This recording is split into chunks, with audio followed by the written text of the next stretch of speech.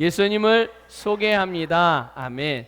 여러분 어디에서나 예수님을 소개하실 수 있기를 축복합니다. 왜 우리가 예수님을 소개해야 하느냐? 내가 왜 소개해야 될까? 우리는 예수님의 증인이기 때문입니다. 맞습니까? 네, 우리는 예수님의 증인입니다. 그냥 교회를 다니는 사람이 아니라 정말 예수님을 알리고 보여주고 나타내는 예수님의 증인인 줄 믿습니다. 우리가 지난주에 말씀을 나누다가 중간에 준비한 말씀을 다 나누지 못하고 끝났어요. 시간이 너무 오래돼가지고 나머지 하다가 1시까지 설교할 것 같아가지고 이게 끊어서 오늘 이어서 같이 이제 말씀을 나눌 건데요. 우리 지난 주일에 내가 누구인지 그리고 우리의 가치 기준이 무엇인지, 내가 누구인지를 평가하는 기준, 내 가치가 과연 나의 존재감이 어떤지, 나에게는 어떤 가치가 있는지, 내가 얼마나 의미 있는 사람인지, 이런 부분에 대한 어떤 기준이 무엇인지에 대해서 잠시 나눴어요. 여러분, 내가 누구인지에 대한 나의 가치를 결정하는 것은 다른 게 아니라 바로 내가 가진 생명에 의해서 결정이 됩니다. 믿습니까? 내가 가진 생명이 어떤 생명이냐에 따라서 내가 누구인지를 알 수 있는 것이고요. 그런 나의 가치가 나타나는 것입니다. 그래서 내가 가진 생명을 따라서 그 생명을 따라 살아가는 삶이 가장 가치 있는 삶이요, 그런 인생이 가장 가치 있는 인생이고, 그런 사람들이 가장 행복한 삶을 살아가는 자들임을 믿습니다. 그래서 세례 요한은 자기가 누구인지, 그리고 자기가 무엇을 위해서 사는지, 또 자기의 지금의 현재의 삶이 얼마나 자랑스러운 삶인지를 이 세례 요한은 너무나도 분명하게 인식하고 살았어요. 그러니까 매일매일의 삶이 행복하겠어요? 행복하지 않겠어요? 기쁘겠어요? 슬프겠어요? 기쁘죠. 그러면 세례 요한은 늘 좋은 일만 있었을까요? 아니요. 좋은 일만 있었던 게, 좋은 일보다는, 우리가 감각적으로 느낄 수 있을 만한 그런 좋은 일보다는 사실 안 좋은 일이 더 많았죠. 예. 늘 어떤 편견이나 비난하는 말들이나 여러 가지 이런 모습들이 너무나도 많이 있었지만, 그럼에도 불구하고 이 세례 요한은 그런 것에 영향을 별로 받지 않았어요. 그러면 세례 요한이 이런 자기 자신에 대한, 자기가 누구인지, 무엇을 위해 사는지, 그리고 자기의 인생 지금의 삶이 얼마나 위대한 삶을 살아가고 얼마나 자랑스러운 삶을 살아가고 있는지 이걸 어떻게 알았을까요? 그냥 긍정적인 사람이라? 그냥 긍정 마인드를 긍정회로 계속 돌립니까? 아니요. 그래서 그러는 게 아니에요. 그게 아니라 바로 하나님의 말씀 위에 자기의 인생을 세웠기 때문입니다. 하나님의 말씀만 의지했기 때문이에요. 그래서 다른 사람들의 평가나 판단이 하나님의 말씀과 맞는 것이라면 아멘하고 받아들이지만, 하나님의 말씀과 다른 것이라면 그런 것에 의해서 흔들리지 않았단 말이죠. 그것이 지적으로든, 그러니까 사람들이 자기에 대해서 말하는 내용들, 사람들이 당신 선지자 아닌가요? 그리스도 아닌가요? 엘리야가 아닌가요? 우리가 그런 분들을 기대하고 있었는데 당신이 그런 것 같아요. 칭찬이에요? 험담이에요? 칭찬이죠. 그러니까 우쭐할 수 있었다고요. 그래요? 그러면 저를 따라오세요. 이렇게 우쭐할 수 있었지만 세례 요한은 그런 것에도 연연해하지 않았어요. 또 반대로 사람들이 이 세례 요한을 그렇게 생각하니까 이거를 반대하고 싫어하는 사람들은 세례 요한이 하는 사역을 하지 못하게 제한하고 막으려고 했단 말이죠. 좋지 않은 소문들을 퍼뜨리며. 근데 그럴 때도 역시 세례 요한은 그런 정보에 대하여, 자기 자신에 대한 잘못된 정보들에 의해서 이러쿵저러쿵 흔들리지 않았단 말이에요. 그럼 감정적으로는요? 감정적으로도 마찬가지였어요. 비난에 흥분하지 않고, 칭찬에 우월해하지 않고, 비난받았다고 실망하지 않고, 그런 것들에 동요하지 않았어요. 의지적으로도 마찬가지죠. 나에 대해서 다른 사람들에게 인정받고 좋은 평가를 얻기 위해서, 좋은 이미지를 만들어 가기 위해서 막 그렇게 사람들을 기쁘게 하기 위해 노력하고 애쓰는 삶을 살지 않았어요. 그는 누구를 위해서 애쓰는 삶을 살았을까요? 그는 하나님을 위해서, 오직 예수 그리스도를 위한, 하나님을 기쁘시게 하는 삶에 모든 자기의 의지를 사용하여 그렇게 행동하며 살았던 삶이에요. 그러니까 자신의 그런 삶을 이 사람들을 기쁘게 하기 위한, 사람들에게 인정받기, 사람들에게 좋은 이미지와 평판을 얻기 위한 그런 일들을 위해서 자기에게 주어진 삶을 타협하거나 포기하거나 그런 삶을 살지 않았단 말이죠. 대단하죠. 근데 이게 사실은 대단한 게 아니라 정상적인 삶인 것입니다. 그리스도인이라면 이게 정상적인 거예요. 여러분들의 하나님께서 우리에게 주신 이 구원의 능력과 우리에게 주신 구원의 삶과 새로운 생명의 가치를 여러분들 성경에서 말씀하고 있는 그대로의 가치로 품으시기를 주님의 이름으로 축복합니다. 이게 바로 우리들의 삶인 것이에요. 여러분, 말씀은 세례 요한으로 하여금 자기뿐만 아니라 예수님이 누구인지에 대해서도 말씀해 주셨고요. 그래서 세례 요한은 말씀을 통해서 내가 이런 사람이구나, 내가 이것을 위해 살아가는구나, 내가 이렇게 가치 있는 인생이구나라는 걸 발견했을 뿐만 아니라 이 세례 요한은 말씀 안에서 예수 그리스도가 누구인지도 알게 된 거예요. 그래서 그를 그렇게 고백하고 그렇게 증언했죠. 세례 요한이 자기가 나는 광야에서 외치는 자의 소리다 이렇게 말했어요. 당신은 누구입니까? 네가 누구냐? 사람들이 물었을 때 이 세례 요한은 나는 광야에서 외치는 소리예요. 이렇게 대답을 한 거예요. 그가 그러면 광야에서 외친 소리라고 했는데 그가 외친 소리의 내용, 그가 전하는 말씀의 내용이 무엇이었을까요? 다른 게 아니라 바로 메시아가 누구인지에 대해서 외쳤단 말이죠. 메시아가 누구인지, 그리스도가 누구인지에 대해서 이 세례 요한은 그가 사람들에게 전하고 말했다는 사실이에요. 여러분, 우리 본문 말씀 29절을 한번 읽어볼까요? 본문 29절 읽겠습니다. 시작. 이튿날 요한이 예수께서 자기에게 나오심을 보고 이르되 보라, 세상 죄를 지고 간 하나님의 어린 양이로다. 아멘. 여기 보면 보라, 세상 죄를 지고 가는 하나님의 어린 양이로다. 세례 요한이 사람들에게 예수님에 대해서 말씀하고 있는 거예요. 여러분, 이튿날 예수님이 세례 요한에게 나오셨습니다. 세례 요한에게 나오셨는데 그걸 보고 세례 요한이 사람들에게 여기를 보세요, 주목, 이러는 거예요. 주목. 그러면서 그의 손을 예수님을 향하여 이렇게 방향을 제시하면서 저분을 보십시오 라고 그렇게 말해요. 그분이 바로 세례 요한이 전에 말했던, 일전에 그렇게 말했던, 그렇게 증언했던 메시아 그리스도라는 것을 말씀해주고 있는 거예요. 사람들이 어떻게 반응했을까요? 오! 막 환호하고 그랬을까요? 드디어 오셨군요, 우리의 메시아, 우리의 그리스도. 천만에. 완전 정반대였어요.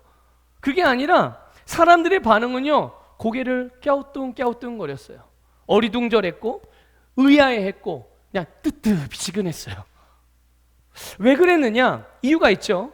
세례 요한이 소개하는 예수님, 그리스도, 메시아가요, 자기들이 생각했던 메시아하고 모양이 달랐던 거예요. 자, 주목! 저분을 보십시오. 저분이 내가 그토록 오랫동안 얘기했고 선포했고 증언했던 바로 그리스도이십니다. 저분이 바로 그 예수님이십니다 라고 말했을 때 사람들은 세례 요한의 이야기를 듣고 예수님을 주목해서 바라봤거든요. 그런데 예수님을 봤는데 사람들은 동요하지 않았어요. 오히려 이상하게 여겼죠. 왜냐하면 이건 내가 원했던, 내가 생각했던, 내가 기대했던 그런 메시아의 모습이 아닌데, 저 사람이 메시아라고? 저 사람이 그리스도라고? 이렇게 반응을 보이는 거예요. 여러분, 유대인들이 세례 요한에게 사람들을 보냈잖아요. 그때 세례 요한에게 네가 누구냐? 이렇게 물으면서 네가 그리스도냐? 네가 선지자냐? 네가 엘리야냐라고 물었어요.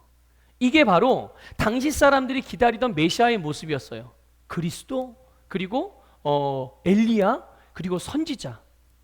후광이 번쩍번쩍하고 천군 천사를 대동하고 지금까지 자기들이 당한 모든 억울함, 모든 그런 한 맺힌 것, 모든 상처 그냥 한 방에 다 해소시켜줄 그런 메시아.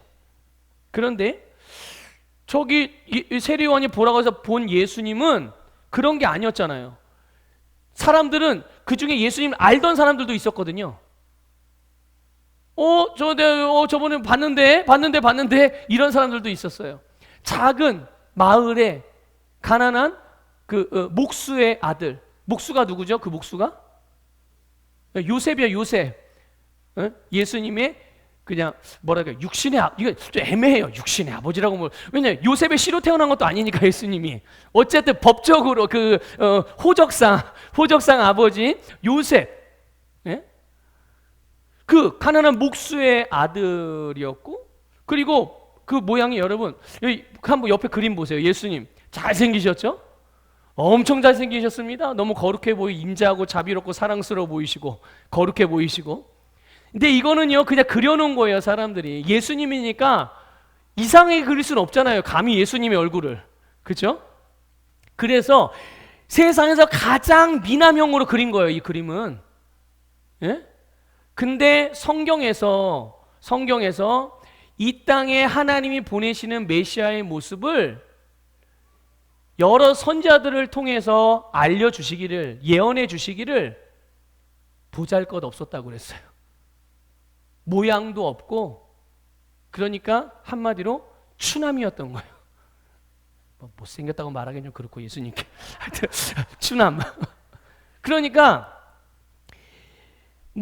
하여튼 사람들이 볼 때, 그리고 뭔가 막 이게 건장하고 이런 모습이 아니고 굉장히 유약해 보이는 외모, 후광은커녕 너무나도 평범해요. 그러니까 자기들하고 딱 비교해 봤을 때 뭐 다른 게 하나도 없어. 예수님이 자기들 병든 자기들의 모습이나 예수님의 모습이나 여러 가지 억압받고 핍박받고 이래가지고 막 고통스러운 막 그런 자기들의 모습이나 이 자기들에게 앞에 오는 그 예수님의 모습이나 뭐 별반 다른 게 보이지 않았단 말이죠. 사람들은 각자가 자기들만의 메시아의 모습을 보고 상상하고 있었어요. 그리고 그런 메시아가 오길 기다리는데 그게 달랐잖아요.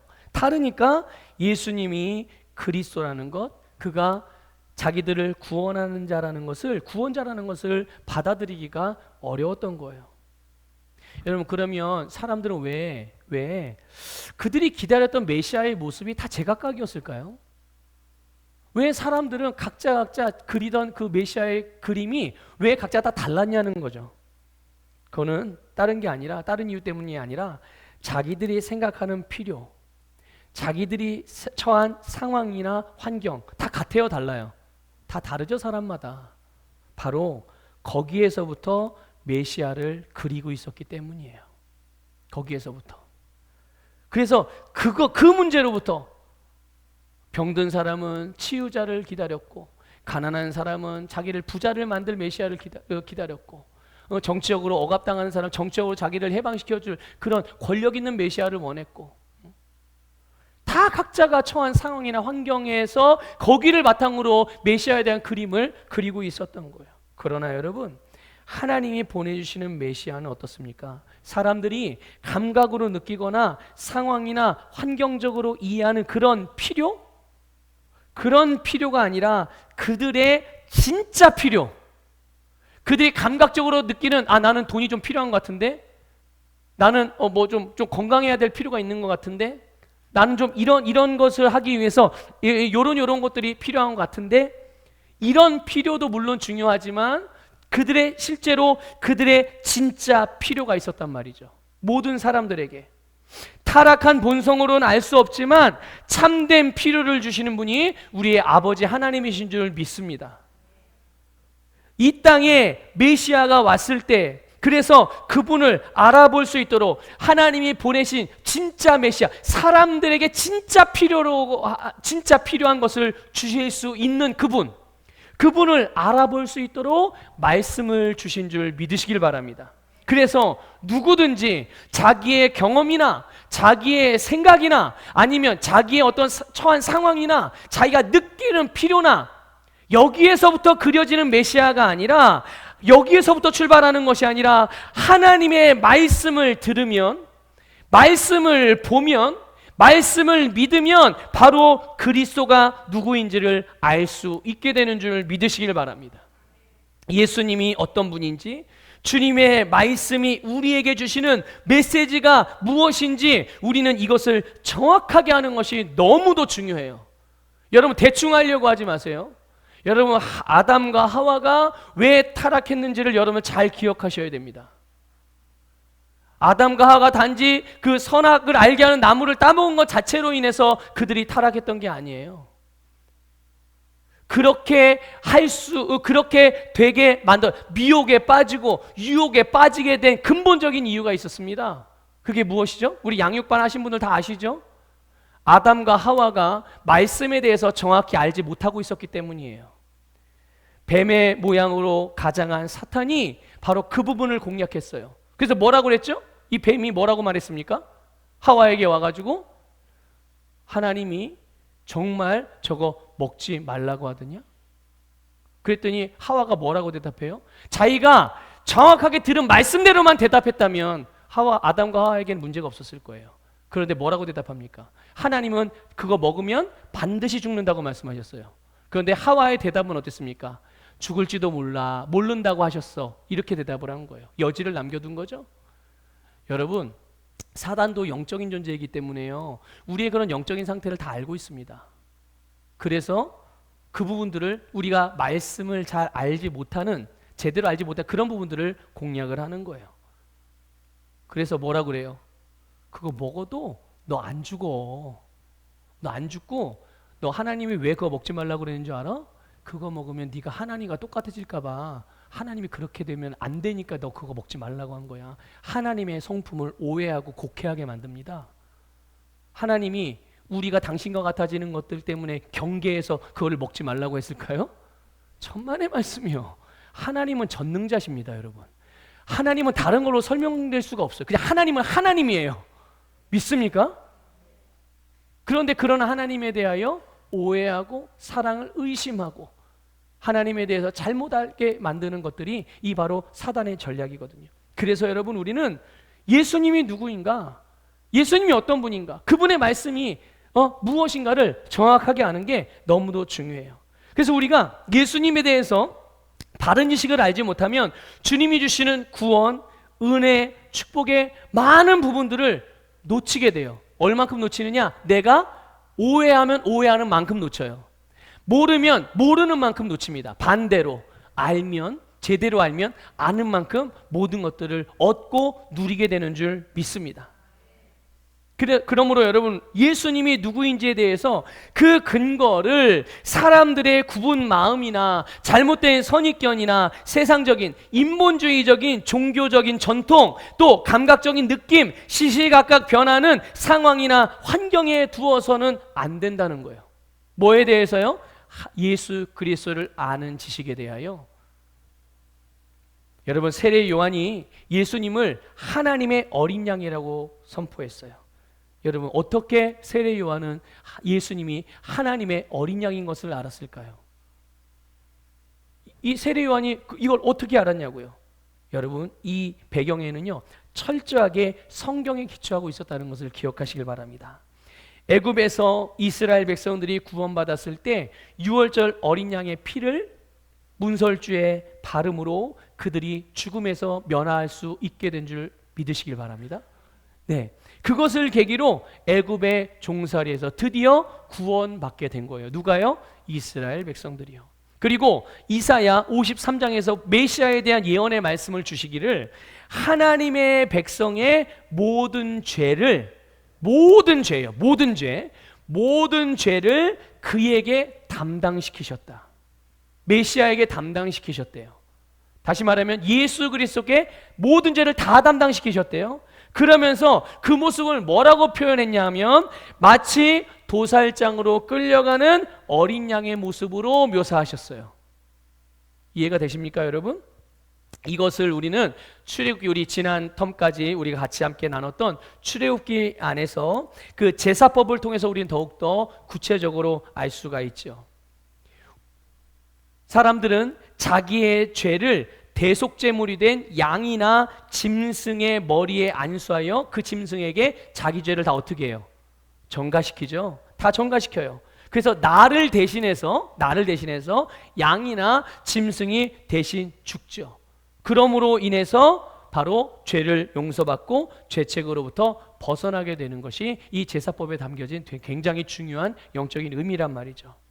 바로 여러분, 예수님이 모든 사람의 죄를 담당하신 어린 양과 같은 대속제물로 오신 줄 믿으시길 바랍니다. 예수 그리스도를 통해 모든 죄인들은, 여러분 유대인이나 헬라인이나, 여러분 이스라엘 사람들이나 다른 세상 사람들이나, 모든 사람의 죄와 죄책이 제거되고 구원받게 되는 것, 여러분 예수 그리스도가 바로 우리의 속량자임을 믿으시기를 축복합니다. 예수님을 나의 주님으로 믿을 때, 그분이 나의 구원자로 믿을 때, 우리는 죄로부터, 죄의 값인 사망의 저주로부터, 세상으로부터, 사단으로부터, 질병, 가난, 모든 문제들로부터 구원받는 것임을 믿으시기를 축복합니다. 그래서 여러분, 모든 사람의 진정한 필요는 단지 겉모습이 조금 더 나아지게 보이기 위한, 또는 윤리 도덕적인 기준이 조금 높아지는 것, 아니면 조금 더 건강해지는 것, 조금 더 부자가 되는 것, 이런 게 아니란 말이죠. 우리의 진정한 필요는 여러분 이런 것들이 아니란 말이에요. 생각해 보세요. 죽은 사람에게, 죽은 시체에게, 죽은 시신에게 아무리 좋은 것을 준들 의미가 있어요, 없어요? 있습니까, 없습니까? 죽은 사람에게는 아무리 좋은 금덩어리를 줘도 아무런 의미가 없어요. 또 죽은 자에게 아무리 대단한 것들을 기대한다고 하더라도 그게 의미가 있습니까, 없습니까? 효과가 있어요, 없어요? 이루어질 수 있어요, 없어요? 아무런 소용이 없는 거예요. 여러분, 살아있는 것 같으나 죽은 이들, 그것이 바로 거듭나지 않은 이 세상의 모든 사람들의 영적인 상태라는 것을 기억하시길 바라요. 그들에게 건강을 준들, 그들에게 부요를 준들, 그들에게 하나님의 복을 준들, 그게 의미가 있겠냐고요, 죽은 자들에게. 그런데 하나님이 원하시는 바는 뭐죠? 우리 모든 사람들에게 그거를 주기를 원하시는 거예요. 그거를 주기를 원하시는데, 받을 수 있는 자가 죽은 자이니 받아야 될 자가 받을 수 있어요, 없어요? 받을 수 없는 거예요. 그래서 그거를 받을 수 있는 자격을 갖추게 만드는 거죠. 그것을 받을 수 있는 생명을 얻을 수 있도록 하나님께서 우리에게 예수님을, 세상의 모든 죄를 대신할 여러분 예수 그리스도 어린 양을 보내주신 줄 믿으시기를 주님의 이름으로 축복합니다. 그래서 예수님이 그들의 모든 죄를 대신 지시고 그들이 죽은 죽음을 대신 예수님이 죽으심으로 우리에게 죽음을 가져왔던 여러분 모든 죄를 다 제거해 주신 줄 믿으시기를 축복합니다. 우리가 영생을 받을 수 있도록, 우리가 하나님이 주시는 모든 복을 받을 수 있는 그런 새로운 생명으로 다시 태어날 수 있도록 모든 죄를 제거해 주신 것을 믿으시기를 축복합니다. 그런 의미에서 여러분 예수님이 바로 세상의 모든 죄를 지신, 대신하신 어린 양이라는 것, 예수님이 바로 그런 분이세요. 또 두 번째로 예수님은 어떤 분인가요? 33절에 보니까 여러분 그가 곧 성령으로 세례를 베푸시는 이래요. 예수님이 어떤 분이라고요? 성령으로 세례를 베푸시는 분.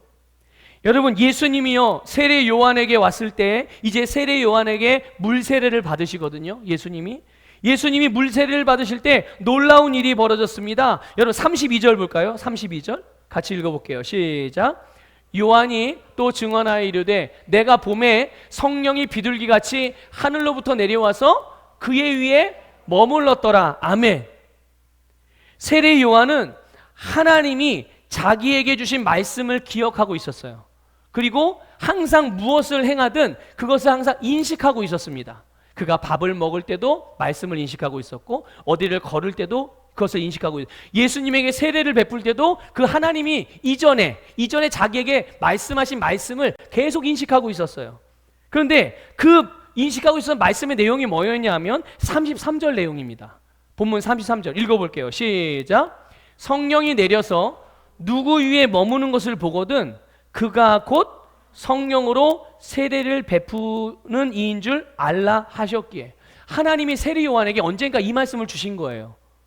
네가 세례를 베풀 때 그때 누구든지 그 위에 성령님이 내려와서 머무는 걸 보면 그가 바로 네가 지금 전하고 있는 그리스도다.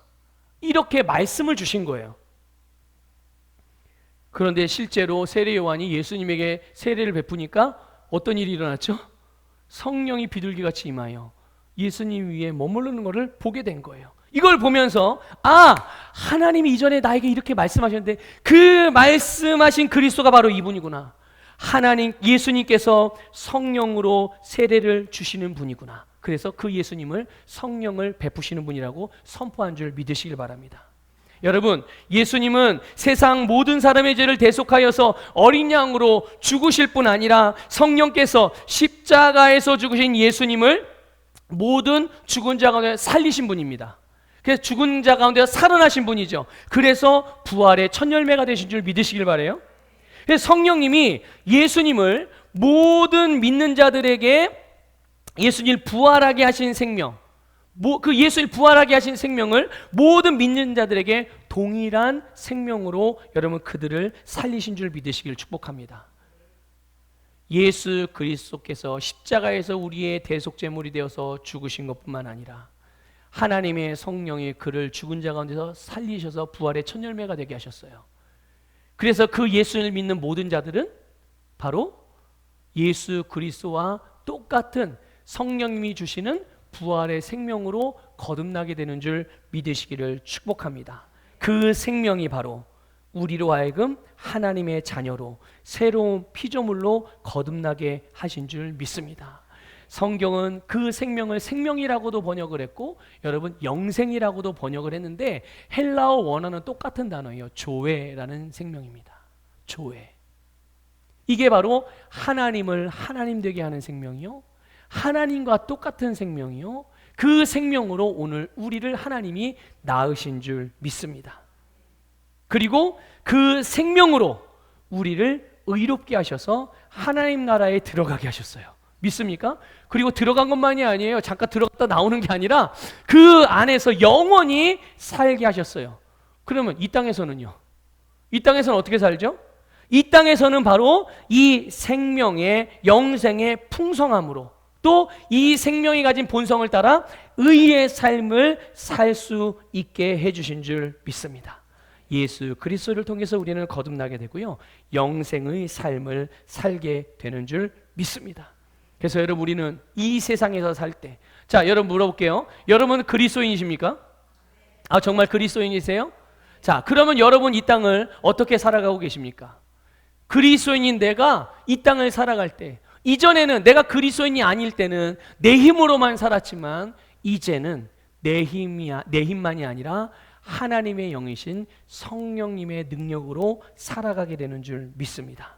예수님과 같은 삶, 바로 성령으로 충만하여 권능을 받아서 능력의 삶이요 승리의 삶을 살아갈 수 있게 된 것이고, 이것이 영생의 삶이며 풍성한 삶이며 의의 삶인 줄 믿습니다. 이것이 저와 여러분의 삶이고 이 땅의 모든 그리스도인들의 삶인 것을 여러분 확실히 아시기를 주님의 이름으로 축복합니다. 마지막으로 여러분 예수님은 또 어떤 분이신가? 34절에서 보니까 세례 요한이 예수님을 하나님의 아들이라고 선포했어요. 예수님이 어떤 분이라고요? 네, 예수님이 하나님의 아들이시라는 거예요. 그럼 이 세례 요한은 예수님이 하나님의 아들이라는 걸 어떻게 알았을까요? 예수님께서 세례 요한에게 세례를 받으실 때 하나님의 음성을 듣고 하나님의 말씀을 듣고 알은 거예요. 여러분 자기 느낌적으로 하나님의 아들이신 것 같아, 이래서 고백한 게 아니에요. 분명히 하나님의 말씀이 이가 바로 하나님의 아들이라고 말씀하셨기 때문에 그래서 알게 된 겁니다. 그러니까 이런 계시 지식은 변해요, 안 변해요? 하나님이 말씀한 것을 아는 자들은 절대로 변하지 않습니다. 자기의 느낌을 따라, 감각을 따라, 경험을 따라, 선입견을 따라 그렇게 아는 것들은 다 변해요. 다 변합니다. 어떤 조건만 맞으면 다 변합니다. 지금은 안 변해도. 그러나 진리의 말씀에 세워진 것들은 절대로 변하지 않아요. 왜 그럴까요? 진리가 안 변하기 때문입니다. 진리는 변하는 게 아니기 때문에 그 진리 위에 세워지는 것들은 어떤 것도 변하지 않고 영원한 줄 믿습니다. 세례 요한이 바로 예수님을 하나님의 아들로 알았다는 게 바로 이런 이유 때문인 거예요. 우리 마태복음 3장 17절 볼까요? 오늘 우리 본문 요한복음 말씀에는 이 내용이 구체적으로 기록이 안 돼가지고 우리 다른 본문에 보면 이 구체적으로 기록이 되어 있거든요. 한번 볼게요. 읽어보겠습니다. 시작. 하늘로부터 소리가 있어 말씀하시되 이는 내 사랑하는 아들이요 내 기뻐하는 자라 하시니라. 아멘. 자, 예수님을 하나님이 뭐라고 말씀하셨어요? 내 사랑하는 아들이다. 그리고 내가 기뻐하는 자다. 이렇게 말씀을 하신 거예요. 여러분, 예수님은 하나님의 아들이시고 하나님의 기쁨이 되시는 분이라는 것을 믿으시기를 축복합니다. 여러분, 그래서 예수님은 이 땅에서 당신의 삶을 살아가고 사역을 하실 때 하나님께서 기뻐하시는 뜻을 행하신 분이라는 것을 믿으시기를 바랍니다. 여러분, 하나님의 아들이신 예수님이 이 땅의 모든 사람들에게 하나님 아버지를 나타내셨어요. 예수님께서 하나님이 어떤 분이신지에 대해서 하나님의 성품도 나타내시고 하나님의 마음도, 하나님의 뜻도, 하나님의 의지, 하나님의 능력, 하나님의 사랑, 하나님의 은혜 다 누가 나타냈다고요? 이거를? 예수님이 어떤 분인데요? 하나님의 아들. 하나님의 아들. 여러분, 부모에 대해서 가장 잘 아는 사람이 누굴까요? 자식이죠. 자기 부모에 대해서 아는 사람, 내 옆집의 친구? 아니요. 자식이 그 부모에 대해서는 부모님 자신 다음으로는 잘 알아요. 예. 그러니 여러분, 예수님이 하나님과 하나시고 하나님의 본체시고 그런 분이 육신의 몸을 입고 이 땅에 오신 분이 하나님에 대해서 모르겠어요? 그거는 불가능한 일이, 모르는 게 불가능한 거예요. 아실 수밖에 없는 거예요. 그래서 예수님은 이 땅에서 하나님의 아들로서 이 땅에 오셔서 하나님의 모든 것들을 나타내시고 드러내셨다는 것을 믿으시기를 바랍니다. 그러므로 누구든지 하나님을 보기를 원하는 사람, 하나님을 알기를 원하는 사람들은 예수님을 보면, 예수님을 믿으면, 예수님을 알면, 예수님의 말씀을 들으면, 예수님을 믿으면 그리스도 안에서 하나님을 알게 돼요. 어떻게 알 수 있을까요? 어떻게? 예수님을 믿고 예수님의 말씀을 듣고 예수님을 따르고 하나님의 자녀가 되기 때문입니다. 믿습니까? 뭐가 되기 때문이요? 하나님의 아들이신 예수 그리스도를 믿으면 그 사람도 하나님의 자녀로 태어나게 되는 줄 믿습니다. 그래서 하나님을 알게 되는 거예요. 그래서 하나님과 하나 되게 되는 거예요. 예수 그리스도 안에서 하나님과 연합되어져서 하나님과 교제하게 되는 줄 믿습니다. 이것이 바로 하나님의 자녀의 권세입니다. 예수 그리스도를 영접하는 자, 예수님을 믿는 자들에게 하나님의 자녀가 되는 권세를 주셨습니다. 이게 바로 하나님의 자녀의 권세예요. 여러분, 이게 우리에게 무엇을 의미할까요? 예수님께서 이 땅에서 사셨던 그런 삶처럼 오늘 예수 그리스도를 믿고 하나님의 자녀로 거듭난 모든 그리스도인들이 예수님과 같이 살아갈 수 있게 되었다는 뜻이에요. 누구와 같이 산다고요? 누구와 같이요? 네, 사도 바울도 고백하잖아요. 이제는 내가 사는 것이 아니라 누가 사는 거라고요? 내 안에 계신 그리스도께서. 그 말은요, 내 안에 계신 그리스도가 나를 통해서 사시는 거예요. 이렇게 비유할 수 있죠. 내가 누구를 바라봐요? 우리 제가 장로님을 바라봐요. 그럼 내가 바라보는 게 아니에요. 누가 바라보는 거예요? 내 눈을 통해서 예수님이 바라보는 거예요. 그런데 내 눈을 통해서 예수님이 지금 장로님을 바라보는데 장로님을 내가 이러고 바라보면 되겠어요? 되겠어요? 되겠습니까? 주님이 바라보시는데 겸손하게, 공손하게, 친절하게, 사랑스럽게 그렇게 이렇게 바라봐야죠. 자, 옆에 있는 분들 좀 바라봐 보세요. 자, 옆에 있는 분들 보세요. 이렇게 보지 마시고 이렇게 사랑스럽게 바라보세요. 내 눈을 통해서 내 안에 계신 주님이 옆에 있는 분들을 그렇게 보시는 거예요. 자, 내 안에 이제는 내가 사는 것이 아니라 내 안에 계신 예수님이 산다는 것은 내 입을 통해서 주님이 말씀하신다는 말이에요. 그런데 내가 옆에 있는 사람들에게, 내 아내에게, 내 남편에게 내 입으로 욕설을 내뱉는다든지, 부정적인 언어를 말한다든지, 또 저주를 퍼붓는다든지, 분노하는 말을 쏟아낸다든지, 그럼 내 안에 계신 주님이 그렇게 말한다는 거예요? 아니죠. 그래서 여러분, 내 입은 주님의 입이라는 걸 항상 아셔야 돼요. 믿습니까? 주님이 말씀하시는 걸 그래서 우리는 말하는 겁니다. 여러분의 손은요, 이 손으로 누군가를 이렇게 하면 되겠어요? 네? 이 손으로 누군가의 것을 이렇게 그냥 모르게 가져오면 되겠어요? 이 손은 뭐 하는, 누구의 손인데요? 예수님이 내 손을 통해서 당신의 손을 내미시는 거예요. 예수님이 내 손을 통해서 당신의 일들을 당신의 손으로 하시는 줄 믿으시길 바랍니다. 우리는 주님의 거잖아요. 이게 여러분 바로 하나님의 자녀의 권세이고 축복인 줄 믿으시기를 바랍니다. 그래서 우리가 살아가고 있는 우리의 세상에서 우리는 예수 그리스도를 나타내고 하나님의 영광을 드러내는 자임을 믿습니다. 하나님의 자녀의 권세로 하나님의 유산을 받아 누리고 다스리며 하나님의 일을 행하는 사람, 그게 오늘 저와 여러분인 줄 믿습니다. 여러분, 하나님께서 하나님의 아들이신 예수님에게 성령을 보내주셨어요. 성령으로 충만한 예수님이 이제 예수님이 공생의 사역을 그때야 비로소 시작을 하십니다. 그때야 비로소 예수님이 그리스도로서 사역을 시작하는 거예요. 하나님의 아들로서 성령을 베푸시는 분으로서 이때부터 이제 사역을 시작하신단 말이죠. 그래서 무슨 일을 하셨습니까? 질병을 치유하고 귀신을 쫓아냈어요. 어려운 상황이나 위기가 왔을 때 그것을 걱정하거나 회피하지 않고 도망가지 않고요, 오히려 그것들을 변화시켰습니다. 당신이 원하시는 대로. 믿습니까? 예수님이 원하시는 대로 모든 것들을 변화시키셨어요. 제자를 삼고 제자를 양육하고 복음을 전파하시고 말씀을 가르치셨어요. 자신에게 다가온, 자신에게 뭔가 필요가 있어서 온 모든 사람들을 이런저런 이유를 들어서 마치 세상 사람들처럼 그렇게 외면하지도 않고 다 받아주셨습니다. 사람들은 왜 자기에게 찾아오는 사람들을 이런저런 이유를 대서 왜 외면합니까? 너는 돈이 없으니까, 너는 못 배웠으니까, 너는 나이가 많으니까, 너는 여자니까, 너는 남자니까, 너는 뭐 중국 사람이니까, 너는 일본 사람이니까, 너는 한국 사람이니까. 이런 조건을 내걸지 않았어요. 예수님은 당신에게 구원의 필요가 있는 모든 자들을 다 받아주신 줄 믿으시기를 바랍니다. 예수님이 그렇게 사셨어요. 자, 예수님께서 또 하지 못하신 일이 있었어요, 없었어요? 예수님은 하지 못하신 일이 없었어요.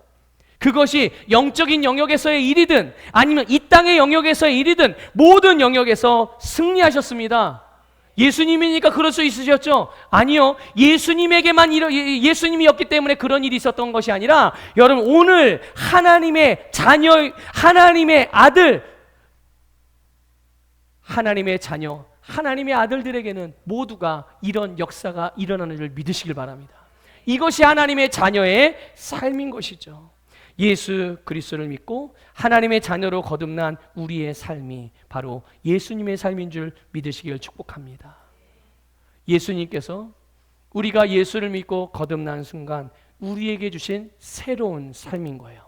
여러분, 이 새로운 삶이 내 머릿속에도 충만하고 내 심령 속에도 충만하셔야 됩니다. 이 새로운 삶에 대한 그림이 있어야 그게 믿는 겁니다.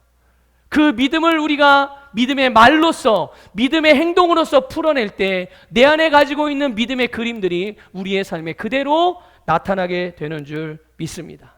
예수님에 대해서, 주님의 말씀에 대해서 오해하거나 잘못된 선입견을 가지고 있었던 모든 종교의 수건들, 모든 전통의 수건들, 오늘 이 시간에 다 벗어버리시기를 축복합니다. 그리고 정확하게 아셔야 합니다. 지속적으로 말씀을 읽고 말씀을 듣고 말씀을 묵상하고 말씀을 배우십시오.